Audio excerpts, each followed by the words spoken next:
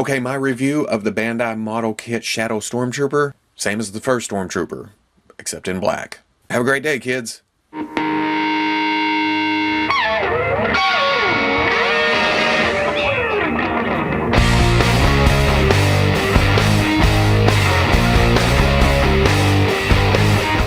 Okay people, welcome back to another Fwoosh review. Tonight I'm going to build and then take a look at the Bandai model kit Shadow Stormtrooper. Now I've never been interested in owning a Shadow Stormtrooper.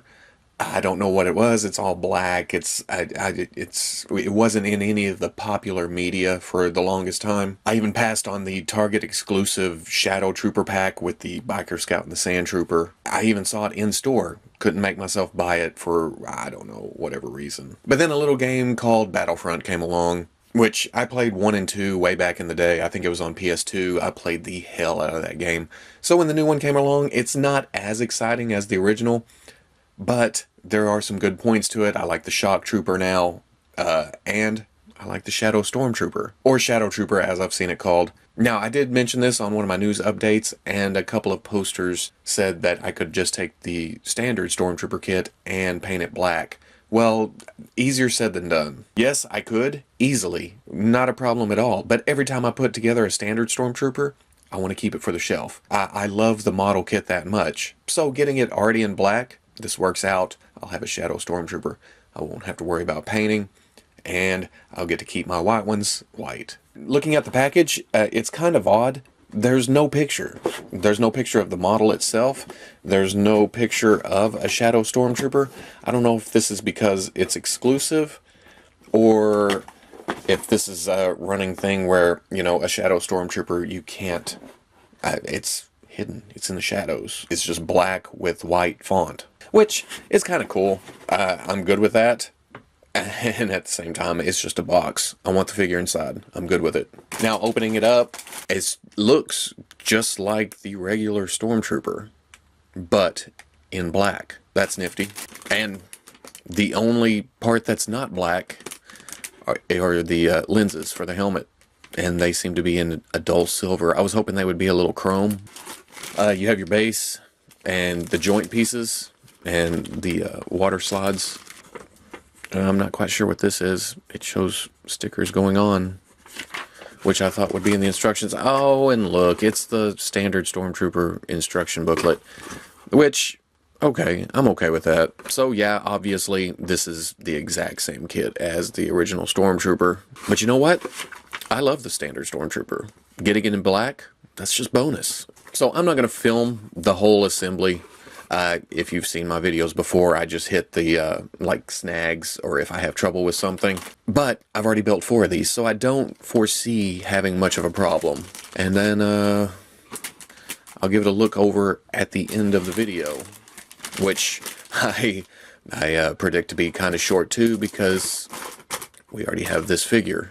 So I'll give it a quick look over, see if it's worth it, and, let's get started on this thing. Okay, the cool thing about it, I thought that I would have to dull coat the undergarment, or, well, you know, the black bodysuit underneath the black armor, but it looks like they went ahead with the original white parts and made them a glossy black. But then the body parts and some of the detail work are in a dull black on the A sprue.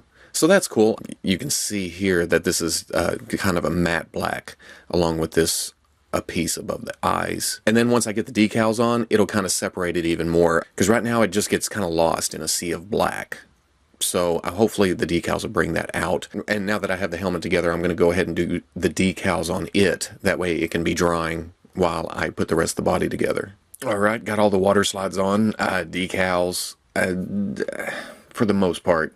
I always mess up the mouthpiece. I don't know what it is, and even though I had to go with the regular sticker, it's still off-center. But you know what? It's still okay. It'll look cool. Alright, zipping right along. Like I said at the first, I've done this one before. And if you've been doing the model kits, you've done this one before.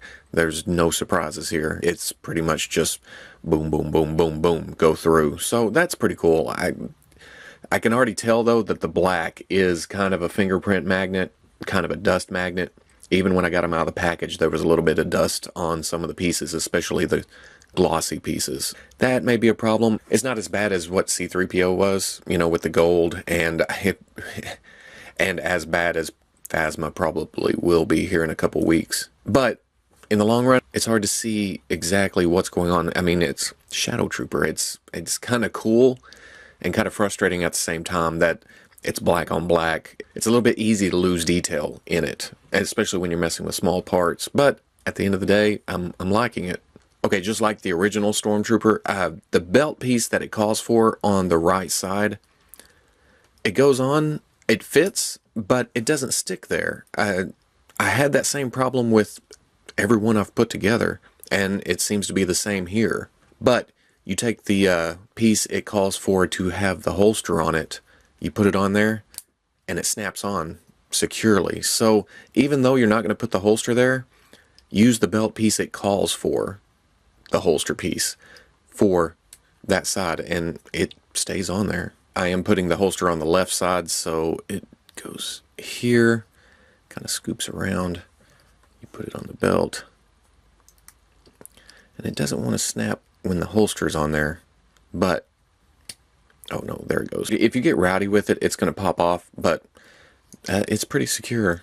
And there he is, all put together. And as I've said several times, yes, it's just a standard Stormtrooper painted black. But now that I have them all together, I really dig this guy. The black, while making it very hard to photograph and hard to see detail within the sculpt, I really like this. It's something different from all the other troopers I have on the shelf. It just ups the cool factor. Now, after I built him and went back and looked at some of the promo pictures, some of these dots on his abdomen are kind of a silver color. I kind of wish before I had put that piece in, these raised buttons are a separate piece that plugs into the back of the abdomen. I kind of wish I had painted those silver before installing it, but at this point, it's a Shadow Trooper, everything. I'm good with most of it being black, with the silver details being mostly in the helmet. Now for accessories, he comes with the 2 open hands. You can either use these as relaxed hands or, being taken prisoner hands, or whenever he's holding a weapon in one hand, you can use one of these hands in the other to rest the gun in. And then, of course, he comes with 2 weapon holding hands, both left and right. What I usually do is, since you have to assemble these hands, I usually leave them on the weapons. And then he comes with another set where the right is a fist and the left is a pointing finger. Both still useful, but at the same time, they're kind of, at least the fist is, it's kind of plain. It's not really detailed out. And then for weapons, he comes with the holster that holds the standard blaster. This time around for the Shadow Trooper, I'm not going to put the holster on the belt. I have the holsters on most of the other troopers. The Shadow Trooper can just, stay fairly clean. He comes with the long rifle. I like the detail on this. I don't really use it with the other troopers, so again, the Shadow Trooper may be using this most of the time on the shelf. And then he has the small blaster with the scope on it. And all 3 of these, I feel like they're put together just for the sake of it being part of the model kit, where it could have been all molded together. I don't feel like it's necessary. But at the same time, at least with the Stormtrooper weapons, it doesn't seem to fall apart. And then he comes with the base. Most of the figures come with this base. Sometimes it's sand. Most of the time it's the Death Star floor, and it's got this molded foot peg. Well, not a peg. It's a molded foot. I wouldn't know what you call it. But the foot just fits inside of it. And for what it is, it works really well. It sticks to the foot. It stays on the foot. You can put him in running poses. No problem. It just works way better than I would expect it to. Articulation-wise, if you've done any of the other models, or especially, the first Stormtrooper, you know exactly what's going on here. But just to quickly run through it, he's got a double neck, ball at the top, ball at the bottom, so good range of movement. Butterfly shoulder with a ball joint going into it, so you can bring it out and pretty much put it anywhere you want. Forward, back, up, down, all the way around, swivel. The shoulder pad is on kind of a joint. It comes out, it gets out of the way, comes back down, covers up the gap. He has a bicep swivel, has a double elbow where you can bring it up, and it goes to about right there, but the forearm slides forward, gives you extra range of movement. He can come pretty much up to there, which is great movement for an action figure these days. There's a slight ball in the wrist, can get around, and then there's a swivel, and that it's just a peg for the hand, so you pretty much swivel around. You have a ball at the top and bottom of the abdomen. It goes up into the bottom here, and then it kind of rotates around at the bottom, so crunch forward, come back. Pretty good range. The hips do swing down, so you can get more movement forward, which is good because these belt pouches right here hang down in the way. You can swing back, you can swing out. And then if neutral stance, you can just swing the hip back up into the crotch area. There's the thigh swivel, hidden behind the armor. Double knee, comes back to about right there. Have a hinge at the ankle, back, forward, and then rocker ankle, kind of a forward-facing peg there. Here he is with the original Stormtrooper, one of the first figures in the model kit line, and exactly the same mold. There's not any difference to any of the parts mold-wise. Color-wise, obviously, yes, different, but mold, no. Here he is with the Sandtrooper. The Sandtrooper does have a couple of mold differences. The knee, the neck, the shoulder piece that goes up and over attaching the front and back. What I like about the Sandtrooper, it's got a longer neck, so it doesn't get this kind of stubby look, shrugging look. But at the same time, I've noticed since I've gotten this, I actually have the heads popped up a little bit. The ball isn't plugged all the way in. But when you do plug it all the way in, you get kind of this stubby look.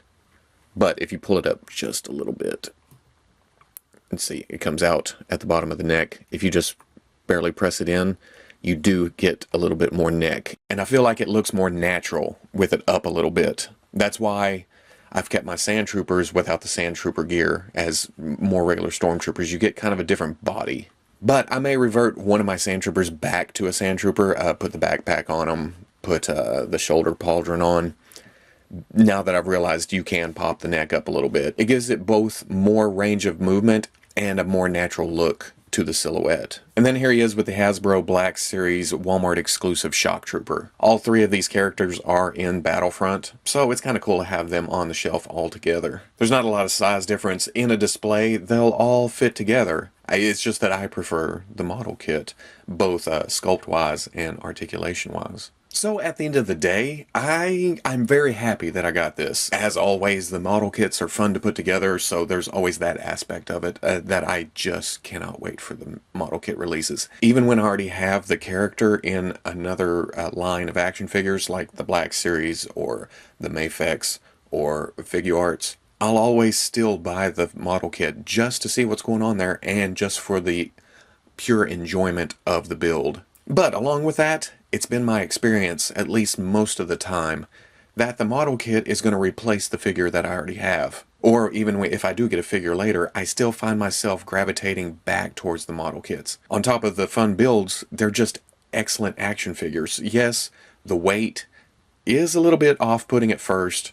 If you're used to standard action figures with the ABS plastic and, they're not hollow, they have some heft to them, some weight. Once you get a model kit in your hands completed, it's going to be a little bit odd. It feels fragile, but I've never had one fall apart in my hands, except for maybe the belt popping off from getting crazy with the holster, or getting a little bit forceful with like the forearm or the thigh where it splits back apart a little bit. Now, saying that, I haven't had that problem with the Sandtrooper or so far the Shadow Trooper. The original Stormtrooper kit, I have had a problem of where I bend it at the hips or at the elbow, it wants to kind of split the armor back apart. Whenever I put the Shadow Trooper together, there was a physical snap to putting it together. So I don't know if I screwed the original Trooper up somehow, or if there has been an actual change to the molding on the Trooper kits. Either way, the further I get into this line, the more impressed I am. Now, saying all that, I don't see myself army building the Shadow Trooper like I have the Stormtrooper or the Sandtrooper. The Shadow Trooper, a little harder to get, a little bit more expensive, it being a web exclusive or a Bandai exclusive overseas. But if it pops up on Amazon for 30 bucks, 35, I may find myself buying another one, especially if there's a lull in between model kit releases. Yeah, I'm hooked on the model kit line, definitely. So, if you have a chance to get the Shadow Trooper, go ahead and grab it. It's a nice change to the all-white Trooper. He'll fit in on the shelf perfectly, and it's just damn fun to put together. So if you like the review, comment, like, subscribe, and I'll catch you on the Fwoosh. One of the first things, I thought I wouldn't like this clear stand that holds its head up, but it's not bad. It stays out of the way. You can shift and rotate the ball any way you want under the head, and it works out pretty good. As you can see, it's just a stand that holds the head above, and this is a ball. It's going to roll away, so you pretty much need this clear concave stand to hold the ball in place.